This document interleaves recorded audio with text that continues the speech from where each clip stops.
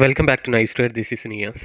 അപ്പോൾ നമ്മൾ കഴിഞ്ഞ കുറച്ച് ദിവസങ്ങളായിട്ട് പ്രീമിയം ഗ്രൂപ്പിലും യൂട്യൂബിലൊക്കെ ആയിട്ട് ഡിസ്കസ് ചെയ്തിട്ടുള്ള കുറച്ച് സ്റ്റോക്കുകളുടെ വാലുവേഷൻ ആൻഡ് ലിക്വിഡിറ്റി അപ്ഡേറ്റ്സിന് വേണ്ടിയിട്ടാണ് ഈ വീഡിയോ ചെയ്യുന്നത്. അപ്പോൾ അതിൽ മേജറായിട്ട് നമ്മൾ 3 സ്റ്റോക്കിനെ കുറിച്ചാണ് ഇന്ന് അനലൈസ് ചെയ്യുന്നത്. അത് GRSC, CDSL, BSE എന്ന് പറഞ്ഞിട്ട് അത്യാവശ്യം നല്ല മൂവ്മെൻറ്റ് കൊടുത്തിട്ടുള്ള സ്റ്റോക്കുകളാണ്. അപ്പോൾ നമ്മളത് എടുക്കാൻ കാരണം അത്തരം സ്റ്റോക്കുകളിൽ നമ്മൾ ഒരു പാർഷ്യൽ ആയിട്ടെങ്കിലും പ്രോഫിറ്റ് ബുക്കിംഗിനുള്ള സമയമായിട്ടുണ്ട്. കാരണം മാർക്കറ്റിലൊരു ചെറിയൊരു യൂഫോറിയ കണ്ടു തുടങ്ങുന്നുണ്ട്. കാരണം അത്തരം സമയങ്ങളിലാണ് ഇൻസ്റ്റിറ്റ്യൂഷൻസ് അല്ലെങ്കിൽ ഇൻസ്റ്റിറ്റ്യൂഷണൽ ട്രേഡിംഗ് സ്ട്രാറ്റജീസ് ഫോളോ ചെയ്യുന്ന ആളുകൾ പ്രോഫിറ്റ് ബുക്ക് ചെയ്യാറുള്ളത്. Because when retailers are flooding in the market, അവിടെ നല്ല രീതിയിൽ ഇൻസ്റ്റിറ്റ്യൂഷണൽ മാനിപ്പുലേഷൻസ് നടക്കാൻ സാധ്യതയുണ്ട്. സോ ആ മാനിപ്പുലേഷനിൽ നിന്ന് നമുക്ക് രക്ഷപ്പെടാനും നമ്മളുടെ കിട്ടിയ പ്രോഫിറ്റ് സേഫ് ആക്കാനും വേണ്ടിയിട്ടുള്ളൊരു സമയം ആയി തുടങ്ങുകയാണ്. സോ നമ്മൾ ചെയ്യേണ്ടത് ഇപ്പോൾ ഒരു സെക്ടർ ഷിഫ്റ്റ് ആയിട്ടുള്ള ഒരു രീതിയിലേക്ക് മാറണം എന്നുള്ളതാണ്. അതായത് നല്ല കുറച്ച് ബ്രേക്ക് ഔട്ട് റൂമുകൾ ഉള്ള സ്റ്റോക്കുകളിലേക്ക് ഷിഫ്റ്റ് ചെയ്യാൻ വേണ്ടിയിട്ട് നോക്കുക. ഇപ്പോൾ അത്യാവശ്യം നല്ല പ്രോഫിറ്റ് നമുക്ക് കിട്ടിയിട്ടുള്ള സ്റ്റോക്കുകൾ, ഇപ്പം പ്രീമിയം ഗ്രൂപ്പിലാണെങ്കിൽ അത്യാവശ്യം നമ്മൾ ചെയ്തിട്ടുള്ള എല്ലാ സ്റ്റോക്കുകളും ഏകദേശം 80% സ്റ്റോക്കുകളും നമ്മുടെ ടാർഗറ്റ് ഹിറ്റ് ആയിട്ടുണ്ട്. ഇപ്പം ഫ്രഷ് ആയിട്ട് പുതിയ ബ്രേക്ക് ഔട്ട് സ്റ്റോക്കുകളും അതിൽ അപ്ഡേറ്റ് ചെയ്തിട്ടുണ്ട്. സോ അതിൻ്റെയൊക്കെ ലെവൽസ് നമ്മൾ ഗ്രൂപ്പിലായിട്ട് അപ്ഡേറ്റ് ചെയ്യുന്നതാണ്. പിന്നെ പറ്റുകയാണെങ്കിൽ യൂട്യൂബ് വീഡിയോയിലും വന്നിട്ട് അപ്ഡേറ്റ് ചെയ്യുന്നതാണ്. സോ ഇന്ന് നമ്മൾ GRSC എടുക്കാൻ കാരണം GRSC ഓൾറെഡി നമ്മൾ പറഞ്ഞ ലെവലിൽ നിന്ന് 106% മൂവ്മെൻറ്റ് ഇൻ 2 മന്ത്സ് നമുക്ക് തന്നിട്ടുണ്ട്. 2 മന്ത്സ് അല്ല, മെയ് 30-നാണ് നമ്മളത് പറഞ്ഞതെന്ന് തോന്നുന്നു. ഓക്കെ, മെയ് 30 അല്ല, ഏപ്രിൽ 30-ന്. So I think almost 1.5 months. So ആ ഒരു സമയത്ത് നമ്മൾ സമയം കൊണ്ട് നമ്മളൊരു 100% എടുത്തിട്ടുണ്ടെങ്കിൽ ഇനി അതിൽ ഗ്രീഡിലേക്ക് നിൽക്കാതെ നമ്മൾ ആ പ്രോഫിറ്റ് ബുക്ക് ചെയ്യുകയാണെന്നുള്ളതാണ്. സോ കാരണം നമ്മൾ മാർക്കറ്റ് മൂഡ് ഇൻഡെക്സ് നോക്കുകയാണെങ്കിൽ, ഇപ്പോൾ ടിക്കർ ടൈപ്പിൻ്റെ മാർക്കറ്റ് മൂഡ് ഇൻഡെക്സ് ആണ് നമ്മൾ ഫോളോ ചെയ്യാറുള്ളത്. നിങ്ങൾക്ക് കണ്ടാൽ മനസ്സിലാവും. എക്സ്ട്രീം ഫിയർഫുൾ ആയിട്ടുള്ള സോണിനാണ് നമ്മൾ സ്റ്റോക്കുകൾ വാങ്ങിക്കേണ്ടത് എന്നുള്ള സ്ട്രാറ്റജിയാണ് നമ്മൾ വാല്യുവേഷൻ ബേസ് ചെയ്തിട്ട് യൂസ് ചെയ്യാറുള്ളത്. അപ്പോൾ നമ്മളെപ്പോഴും നല്ല വാല്യൂവിൽ സ്റ്റോക്കുകൾ വാങ്ങിക്കുക എന്നുള്ളൊരു ഐഡിയ ആണ്. മാർക്കറ്റിൽ എല്ലാവരും ഫിയർഫുൾ ആവുന്ന സമയത്താണ് നമ്മൾ ഈ സ്റ്റോക്കുകളൊക്കെ വാങ്ങിയിട്ടുള്ളത്. സോ അതുകൊണ്ടാണ് നമുക്ക് അത്യാവശ്യം നല്ല രീതിയിൽ പ്രോഫിറ്റിൽ സിറ്റ് ചെയ്യാൻ വേണ്ടിയിട്ട് പറ്റുന്നത്. സോ അത്തരം പ്രോഫിറ്റ് കിട്ടിയ സമയത്ത് എക്സ്ട്രീം ഫിയർഫുൾ ആയിട്ടുള്ളൊരു അറ്റ്മോസ്ഫിയർ ആയിരുന്നു മാർക്കറ്റിൽ ഉണ്ടായിരുന്നത്. അതിപ്പോൾ ഗ്രീഡിലേക്ക് മാറിയിട്ടുണ്ട് ആ സ്കെയിൽ. സോ എല്ലാ സ്റ്റോക്കിലും ഗ്രീഡ് സംഭവിച്ചിട്ടില്ലെങ്കിൽ പോലും നല്ല പ്രോഫിറ്റ് വന്നിട്ടുള്ള സ്റ്റോക്കുകളുടെ കേസിൽ ഗ്രീഡ് സോണിലേക്ക് ആയിട്ടുണ്ട്. സോ ആ ഗ്രീഡിൽ നിൽക്കാതെ നമ്മളിപ്പോൾ തന്നെ പാർഷ്യലായിട്ടെങ്കിലും പ്രോഫിറ്റ് ബുക്ക് ചെയ്ത് ബാക്കി ട്രെയിൽ ചെയ്തിട്ട് കൊണ്ടുപോകാൻ വേണ്ടിയിട്ട് നോക്കുക. അങ്ങനെ ആകുമ്പോൾ നമുക്ക് അതിൻ്റെ ഫുൾ ഫ്ലെഡ്ജ്ഡ് ആയിട്ടുള്ള പൊട്ടൻഷ്യൽ എടുക്കാൻ വേണ്ടിയിട്ടും പറ്റും. അപ്പം ട്രെയിൽ ചെയ്യാൻ വേണ്ടിയിട്ട് നമുക്ക് ഏറ്റവും നന്നായിട്ട് യൂസ് ചെയ്യാൻ പറ്റുന്നത് ഫെയർ വാല്യൂ ലിക്വിഡിറ്റി സോൺസ് ആണ്. സോ ടൂൾ ആക്സസ് ഉള്ള ആളുകൾക്ക് ആ സോണുകൾ മാർക്ക് ചെയ്തിട്ട് അവിടേക്ക് ട്രെയിൽ ചെയ്തിട്ട് കൊണ്ടുപോകാവുന്നതാണ്. സോ അതെല്ലാം നമ്മളിവിടെ ഈ ഒരു വീഡിയോയിൽ അപ്ഡേറ്റ് ചെയ്യാണ്. So without wasting much time we can go to the individual stock analytics.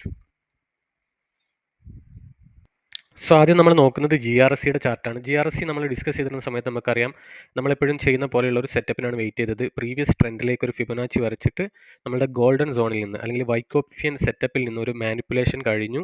മാനിപ്പുലേഷന് ശേഷമുള്ള ഒരു ഡിസ്ട്രിബ്യൂഷൻ എന്ന് പറയുന്നത് ബ്രേക്ക് ഔട്ടാണ്. സോ മാനിപ്പുലേഷൻ കഴിഞ്ഞ് അതിൽ മാക്സിമം ലിക്വിഡിറ്റി കളക്ട് ചെയ്തിട്ട് ഏറ്റവും കൂടുതൽ ക്വാണ്ടിറ്റി കളക്ട് ചെയ്തിട്ട് ഏകദേശം നമുക്ക് കാണാൻ വേണ്ടി പറ്റുന്നുണ്ട്. ഈ മാനിപ്പുലേഷനും ഡിസ്ട്രിബ്യൂഷനും ഫേസ് എടുത്തിട്ടുള്ളത് 250 ഡേയ്സ് ആണ്. ഓൾമോസ്റ്റ് 1 ഇയറിൻ്റെ അടുത്ത് ട്രേഡിംഗ് സെഷൻസ് നോക്കുകയാണെങ്കിൽ 1 ഇയറിൻ്റെ അടുത്ത് സമയം കൺസോൾഡേറ്റ് ചെയ്തിട്ടുള്ള ഒരു സ്റ്റോക്ക് ആയിരുന്നു. സോ അവിടെ നിന്നാണ് നമുക്കൊരു ബ്രേക്ക് ഔട്ടിൻ്റെ സിമ്പിൾ വന്നിട്ടുള്ളത്. അതും ഫെയർ വാല്യൂ ലിക്വിഡിറ്റി ബ്രേക്ക് ചെയ്യുമ്പോഴാണ് നമ്മളതിനെ വളരെ ഗൗരവത്തോടു കൂടി എടുക്കേണ്ടത്, അല്ലെങ്കിൽ കാര്യമായിട്ട് സിഗ്നിഫിക്കൻ്റ് ആയിട്ട് എടുക്കേണ്ടത് എന്നുള്ളതാണ് നമ്മുടെ ലിക്വിഡിറ്റി ലെൻസ് സ്ട്രാറ്റജിയുടെ സെറ്റപ്പ് എന്ന് പറയുന്നത്. എല്ലാ സ്റ്റോക്കിലും നമ്മൾ അത് തന്നെയാണ് ഫോളോ ചെയ്യുന്നത്. ഇതുവരെ നമ്മൾ റിലയൻസ് ഇൻഫ്രയിൽ 50% ബുക്ക് ചെയ്തു. അതുപോലെ തന്നെ ലാസ്റ്റ് നസാരയിൽ 60+ ബുക്ക് ചെയ്തു. അതുപോലെ മെസ്ഡോക്കിലും 50% ബുക്ക് ചെയ്തു. എല്ലാം ഇതേ സ്ട്രാറ്റജിയാണ്. കാരണം ഇൻസ്റ്റിറ്റ്യൂഷണൽ ഇൻവെസ്റ്റ്മെൻറ്റ് നടക്കുന്ന ഏരിയകളിൽ ഈ വൈക്കോഫിയൻ സെറ്റപ്പാണ് ഏറ്റവും കൂടുതൽ നമ്മൾ കണ്ടിട്ടുള്ളൊരു സെറ്റപ്പ് എന്ന് പറയുന്നത്. നല്ല വാലുവേഷനിൽ സ്റ്റോക്കുകൾ മാക്സിമം അക്യുമുലേറ്റ് ചെയ്തിട്ട് they are moving the stock to the next value. അതായത് പ്രൈസ് ഡിസ്കവറി എന്ന് പറഞ്ഞിട്ടൊരു മെക്കാനിസം ഉണ്ട്. ആ മെക്കാനിസത്തിലേക്ക് പ്രൈസിനെ കൊണ്ടുപോകുന്ന ഒരു സിസ്റ്റത്തിനെയാണ് നമ്മൾ ഡിസ്ട്രിബ്യൂഷൻ എന്ന് പറയുന്നത്. സോ ഇവിടുന്ന് ഈ സ്റ്റോക്ക് അല്ലെങ്കിൽ ഈ ഒരു കമ്പനിയുടെ വാല്യുവേഷൻ മാറുകയാണ് ചെയ്യുന്നത്. And it has to find the new valuation or new break out എന്നുള്ളതാണ്. സോ അതിന് നമുക്കൊരു ബൈ ബ്രേക്ക് ഔട്ട് ഇൻഡിക്കേഷൻ വന്നു along with fair value liquidity. So അതായിരുന്നു നമ്മളുടെ ആ ഒരു സൈക്കോളജി എന്ന് പറയുന്നത്. 1.382 ടു 1.618 ആണ് ഫിബൊനാച്ചിയിൽ നമ്മൾ ടാർഗറ്റ് ആയിട്ട് എടുക്കാറുള്ളത്. നമ്മൾ ഏർലി ബുക്കിങ്ങിന് വേണ്ടിയിട്ടാണ് കൂടുതൽ ചെയ്യാറുള്ളത്. കാരണം ഗ്രീഡ് എന്ന് പറയുന്ന ഒരു സൈക്കോളജിനെ നിയന്ത്രിക്കാൻ വേണ്ടിയിട്ടാണ്. അപ്പം മിക്ക സമയത്ത് നമ്മൾ അതിന് വേണ്ടിയിട്ടാണ് നമ്മൾ 382 എന്ന് പറഞ്ഞിട്ട് ഒരു സോൺ തന്നെ ഉണ്ടാക്കിയിട്ടുള്ളത്. നിങ്ങൾ ഫിബൊനാച്ചി എടുക്കുന്ന ആൾക്കാരാണെങ്കിൽ, യൂസ് ചെയ്യുന്ന ആൾക്കാരാണെങ്കിൽ നിങ്ങൾക്ക് ഇങ്ങനെ ഒരു സോൺ കാണാൻ പറ്റില്ല. അപ്പോൾ ഇതിൽ ഒരുപാട് കാൽക്കുലേഷൻസ് നമ്മൾ ഈ ഒരു 0.382ൻ്റെ ഒരു എക്സ്റ്റെൻഡഡ് വേർഷൻ ആയിട്ടാണ് 1.382 എടുത്തിട്ടുള്ളത്. സോ അത്തരം കാൽക്കുലേഷൻ്റെ ബേസിലാണ് നമ്മളത് എടുക്കുന്നത്, അല്ല വെറുതെ ഒരു നമ്പർ കൊടുക്കുന്നില്ല. സോ ആ ഒരു നമ്പറിൽ തന്നെ നമ്മൾ ഇൻസ്റ്റിറ്റ്യൂഷൻസ് പ്രോഫിറ്റ് ബുക്ക് ചെയ്യുന്നതിൻ്റെ കൂടുതൽ എവിഡൻസുകൾ നമ്മൾ റിസർച്ച് പേപ്പറുകളിൽ നമ്മൾ വായിച്ചിട്ട് കണ്ടുപിടിച്ചിട്ടുള്ളതാണ്. സോ അതിനാണ് നമ്മൾ അത്തരം പേപ്പറുകളിൽ നിന്ന് കിട്ടിയിട്ടുള്ള അറിവാണ് നമ്മളിവിടെ യൂസ് ചെയ്തിട്ടുള്ളത്. സോ ഈ ഒരു ഏരിയയിൽ എത്തിയ സമയത്ത് തന്നെ നമ്മൾ ഗ്രൂപ്പിലും പറഞ്ഞിട്ടുണ്ടായിരുന്നു പ്രോഫിറ്റ് ബുക്ക് ചെയ്ത് തുടങ്ങാൻ. So that is almost 1.06%. അതായത് ഏപ്രിൽ 30 നമ്മൾ പറഞ്ഞിട്ടുണ്ടായിരുന്നത്. Let's check it.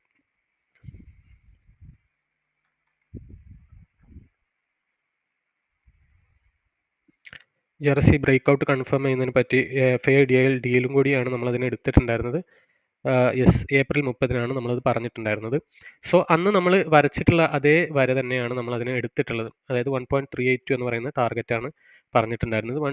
122% ആണ് അതിൽ വരച്ചതിൽ വന്നത്. പക്ഷേ നമ്മൾ 382 എന്ന് പറയുന്ന ഇവിടെ തന്നെയാണ് നമ്മൾ വിചാരിക്കുന്നത്. അതായത് 3465 എന്ന് പറയുന്ന ആ ഒരു ഏരിയ. സോ അവിടെ വന്നിട്ട് അത്യാവശ്യം നല്ല രീതിയിൽ 3500 വരെ പോയിട്ട് ഇപ്പോൾ പ്രോഫിറ്റ് ബുക്ക് ചെയ്തിട്ടുണ്ട്. സോ ഇനി നമ്മൾ ചെയ്യാനുള്ളത് GRCയുടെ കേസിൽ അതിനെ ട്രെയിൽ ചെയ്യാൻ വേണ്ടിയിട്ട് നോക്കുക എന്നുള്ളതാണ്. ഇവിടുന്ന് ഫുൾ പ്രോഫിറ്റ് ബുക്ക് ചെയ്യുന്നവർക്ക് അങ്ങനെ ആവാം. അതൊക്കെ നമ്മളുടെ ഇതനുസരിച്ചാണ്, എത്ര സമയത്തേക്കാണ് നമ്മൾ ക്യാപിറ്റൽ ഹോൾഡ് ചെയ്യാൻ വേണ്ടി തീരുമാനിക്കുന്നത് എന്നനുസരിച്ചാണ് നമ്മൾ അതിനെ ഡിസൈഡ് ചെയ്യേണ്ടത്. ഇപ്പോൾ നിങ്ങളൊരു ലോങ് ടൈം ട്രേഡർ ആണെന്നുണ്ടെങ്കിൽ നിങ്ങൾക്ക് അതിനനുസരിച്ച് ബുക്ക് ചെയ്യാം. പക്ഷേ ലോങ് ടൈം ട്രേഡേഴ്സ് മനസ്സിലാക്കേണ്ട ഒരു സംഗതി എന്താണെന്ന് വെച്ച് കഴിഞ്ഞാൽ ഇതിൻ്റെ ലിക്വിഡിറ്റി എന്ന് പറയുന്നത് സ്റ്റിൽ ഡെയിലി ടൈം ഫ്രെയിമിൽ നോക്കുന്ന സമയത്ത് ഈ ബ്രേക്ക് ഔട്ട് സോണിൽ തന്നെയാണ്. അതായത് 1754 എന്ന് പറയുന്ന ഏരിയ തന്നെയാണുള്ളത്. സോ വലിയൊരു നെഗറ്റീവ് വന്നു കഴിഞ്ഞാൽ ഈ ഒരു ലെവലിലേക്ക് അത് വീണ്ടും റീടെസ്റ്റ് ചെയ്യാൻ സാധ്യതയുണ്ട്. സോ ലോങ് ടൈമിലേക്ക് നിങ്ങൾ ഇപ്പോൾ ഉണ്ടാക്കിയ പ്രോഫിറ്റ് ചിലപ്പോൾ മിസ് ചെയ്യാൻ സാധ്യതയുണ്ട്. അതുകൊണ്ട് ഒരു പാർഷ്യൽ ബുക്കിംഗ് അഡ്വക്കേറ്റ് ചെയ്യുന്നുണ്ട്. മീൻസ് ഇതൊരു സജഷൻ അല്ല, ജസ്റ്റ് ഒരു എന്താ പറയുക, ഒരു ഡിസ്കഷൻ പോലെ എടുത്താൽ മതി. So and if you are going to the lower time frames, 1 hour time ഫ്രെയിമിലേക്ക് പോവുക. ഓക്കെ, 1 അവർ ടൈം ഫ്രെയിമിലേക്ക് പോകുന്ന സമയത്ത് നമുക്ക് ലിക്വിഡിറ്റി ഫെയർ വാല്യൂ സോണുകൾ നമുക്ക് മനസ്സിലാവും. അപ്പോൾ അടുത്തൊരു ഫെയർ വാല്യൂ ലിക്വിഡിറ്റി കിടക്കുന്നത് 2800 എന്ന് പറയുന്ന ഏരിയയിലാണ്. 2812 മുതൽ 2893 വരെയുള്ള ഏരിയയിലാണ്. അപ്പോൾ ഇവിടെ മാക്സിമം ഇത് സപ്പോർട്ട് എടുക്കാൻ വേണ്ടിയിട്ട് നോക്കും. അതിന് മുമ്പ് ഇവിടുത്തെ ഒരു നോർമൽ ലിക്വിഡിറ്റി ഉണ്ട്. മേ ബി ഇവിടെയും സപ്പോർട്ട് എടുക്കാൻ സാധ്യതയുണ്ട്.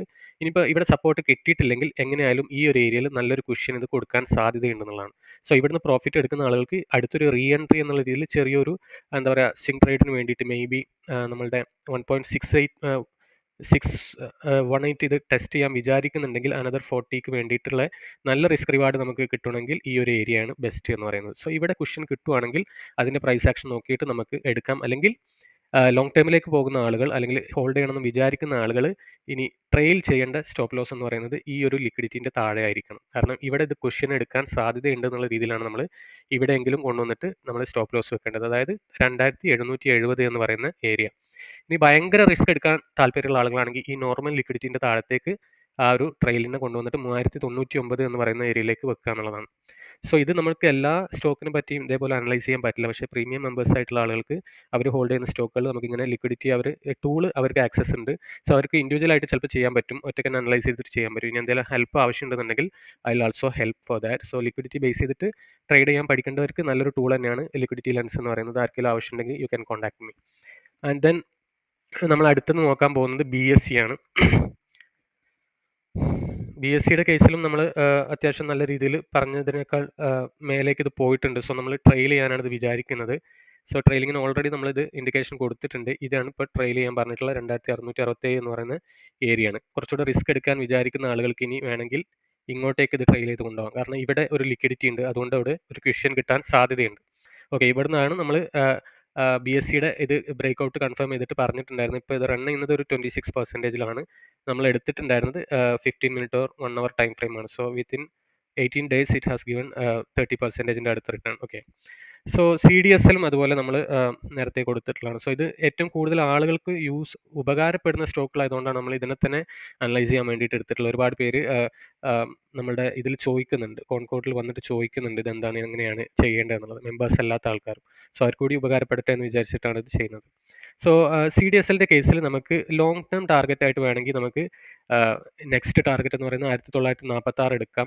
അത് കഴിഞ്ഞിട്ട് നമ്മൾ നേരത്തെ പറഞ്ഞ പോലത്തെ ഒരു ടാർഗറ്റ് ഉണ്ട്. അതായത് ഡെയിലി ടൈം ഫ്രെയിമിലേക്ക് പോകുമ്പോൾ ലോങ് ടേം ടാർഗറ്റ് ആയിട്ട് നമുക്ക് 1.382 എടുക്കാം, അതുപോലെ 1.618 എടുക്കാം. പക്ഷേ അതുവരെ അത് കൊണ്ടുപോകണമെങ്കിൽ ഇപ്പോൾ ഓൾറെഡി നമ്മളുടെ ഒരു യൂഫോറിയ സ്റ്റേറ്റ് തുടങ്ങുന്നുണ്ട്. 34% എന്ന് പറയുന്ന യൂഫോറിയ സ്റ്റേറ്റ് CDSLന്റെ കേസിൽ തുടങ്ങുന്നുണ്ട്. പക്ഷേ CDSL ഒരു ഫ്രഷ് ബ്രേക്ക് കൂടി കാണുന്നുണ്ട്. പ്രീവിയസ് ഫെയർ വാല്യൂ ലിക്വിഡിറ്റിയെ, അതായത് മുമ്പ് ബ്രേക്ക് ചെയ്യാൻ വേണ്ടിയിട്ട് ശ്രമിച്ച ഫെയർ വാല്യൂ ലിക്വിഡിറ്റിനെ കൂടി ഇത് നല്ല രീതിയിൽ ബ്രേക്ക് ചെയ്തതുകൊണ്ട് തന്നെ ചെറിയ രീതിയിൽ ചിലപ്പോൾ അടുത്ത ടാർഗറ്റ് വരെ പോകാൻ സാധ്യതയുണ്ട് എന്നുള്ളതാണ്. സോ CDSLന്റെ കേസിൽ നമ്മൾ 1 അവർ ടൈം ഫ്രെയിമിലേക്ക് പോയിട്ട് എന്ത് ചെയ്യണമെന്ന് വെച്ച് കഴിഞ്ഞാൽ ഇതേപോലെ ലിക്വിഡിറ്റിയിലേക്ക് പോയിട്ട് ഫെയർ വാല്യൂ ലിക്വിഡിറ്റിൻ്റെ തൊട്ട് താഴെയായിട്ട് ട്രെയിൽ ചെയ്ത് വെക്കുക. അങ്ങനെ നോക്കുമ്പോൾ ഇപ്പോൾ നമ്മൾ ട്രെയിൽ ചെയ്യേണ്ട പ്രൈസ് എന്ന് പറയുന്നത് 1700 രൂപ എന്ന് പറയുന്ന റേഞ്ചിലാണ്. സോ ഇനി ഇത് ഇവിടുന്ന് നാളെ മൂവ്മെൻറ്റ് കിട്ടിക്കഴിഞ്ഞാൽ ഇത് അടുത്ത ലിക്വിഡിറ്റി സോണിലേക്ക് മാറണം. കാരണം ഇവിടുത്തെ ഫെയർ വാല്യൂ ലിക്വിഡിറ്റി ഇത് ബ്രേക്ക് ചെയ്ത് കഴിഞ്ഞാൽ എങ്ങനെയായാലും 1 എന്ന് പറയുന്ന 950 അല്ലെങ്കിൽ 2000 ലെവലിലേക്ക് ഇത് പോകും. അത്തരം സാഹചര്യത്തിൽ നമ്മൾ എന്ത് ചെയ്യുക, ഈ ടൂൾ കൈവശമുള്ള ആളുകൾ അടുത്ത കുഷ്യനിലേക്ക് ഇത് താഴത്തേക്ക് എത്തിച്ച് കൊടുക്കുക. കാരണം ഇത്തരം പ്രത്യേകിച്ച് പേർപ്പിൾ ഫെയർ വാല്യൂ ഉള്ള ഏരിയകളിൽ നല്ല കുഷ്യൻ എടുക്കാറുണ്ട് എന്നുള്ളതാണ് നമ്മൾ മുന്നേ കണ്ടിട്ടുള്ളത്. സോ ഇപ്പോൾ നമ്മൾ നോക്കുകയാണെങ്കിൽ CDSL പറഞ്ഞ ലെവലിൽ നിന്ന് ഏകദേശം 34% റിട്ടേൺ കൊടുത്തിട്ടുണ്ട് എന്നുള്ളതാണ്. സോ ഇത്തരത്തിൽ നമ്മൾ ഈ ഒരു 3 സ്റ്റോക്കിനെയാണ് അനലൈസ് ചെയ്യുന്നത്. സോ ബാക്കി ഒരുപാട് സ്റ്റോക്കുകളുണ്ട്.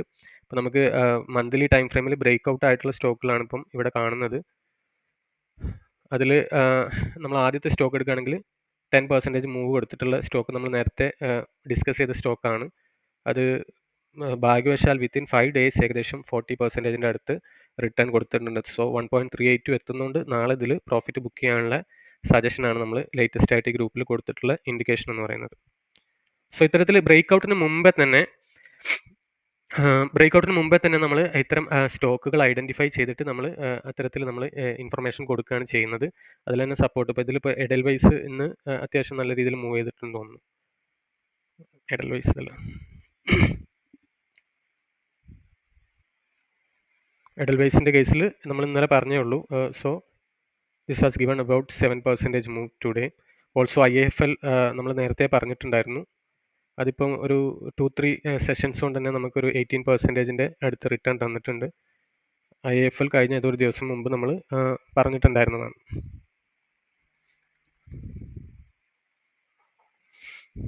ഇതിൽ കുറച്ച് ബാങ്കിങ് സ്റ്റോക്കുകൾ ഇതാക്കി എന്ന് പറഞ്ഞിട്ട്. സോ അത്തരത്തിൽ നമ്മൾ ഒരുപാട് സ്റ്റോക്കുകൾ ഏർലി ബ്രേക്ക് ഔട്ട് റൂംസ് ഉള്ള സ്റ്റോക്കുകളാണ് ഇനി നമ്മൾ കൺസിഡർ ചെയ്യുന്നത്. കാരണം ഒരു യൂഫോറിയയിലേക്ക് മാർക്കറ്റ് പോകുന്നതുകൊണ്ട് തന്നെ ഇപ്പം നല്ല പ്രോഫിറ്റ് ഉള്ള സ്റ്റോക്കുകളിൽ ഹാഫെങ്കിലും നിങ്ങൾ ബുക്ക് ചെയ്യാൻ വേണ്ടിയിട്ട് നോക്കുക എന്നുള്ളതാണ്. ബാക്കി പ്രോഫിറ്റ് റൂമുകളുള്ള സ്റ്റോക്കുകളുണ്ട്. ഇപ്പോൾ പാരാദീപ് പോലത്തെ അത്തരം സ്റ്റോക്കുകളുണ്ട്. സോ അതിൻ്റെ ലെവൽസ് നമ്മൾ പിന്നീട് അപ്ഡേറ്റ് ചെയ്യുന്നതാണ് ഗ്രൂപ്പിലായിട്ടും അല്ലാതെയൊക്കെ. REC ഒക്കെ ഫ്രഷ് ആയിട്ട് തുടങ്ങുന്നതാണ്. അതുപോലെ തന്നെ RVNL ഒക്കെ നമ്മൾ ഡെയിലി ടൈം ഫ്രെയിമിൽ നോക്കുന്ന സമയത്ത് നിങ്ങൾക്ക് ഇതേപ്പം ഇതിൽ കണ്ടിട്ടുള്ള അതേ ഒരു സെറ്റപ്പിനെ നിങ്ങൾക്ക് അതുപോലെ കാണാൻ വേണ്ടി പറ്റും RVNLൻ്റെ കേസിൽ.